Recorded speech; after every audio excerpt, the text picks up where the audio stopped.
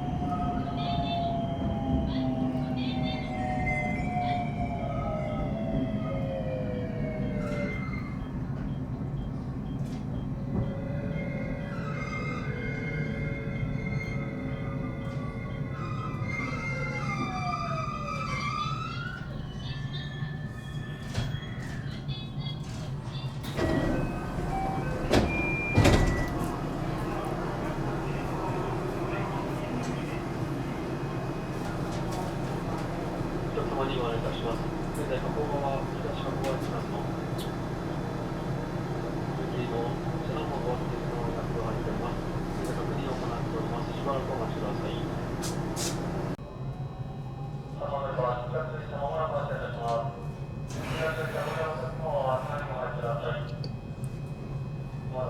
新快速電車発車いたします。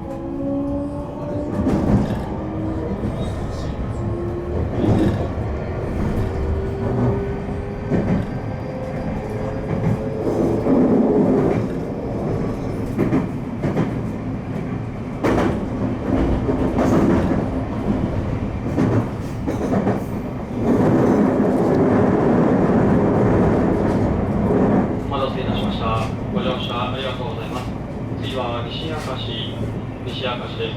お出口は右側です。西明石を出ますと明石に停まります。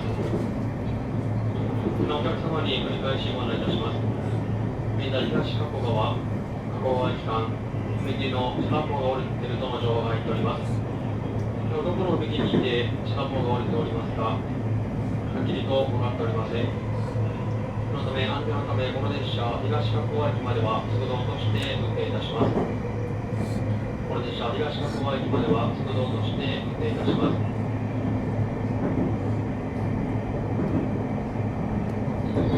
また遮断棒が降りております踏切を見つけ次第この列車緊急停車いたします。遮断棒が降りております踏切に差し掛かりましたらこの列車緊急停止いたします。私のお客様はつり革、手すりをお持ちいただきましてお足元には十分ご注意ください。安全確認のためこの列車速度を落として運転しております。この先もさらなる遅れが見込まれます。ご利用のお客様にはご迷惑をおかけいたします。お詫び申し上げます。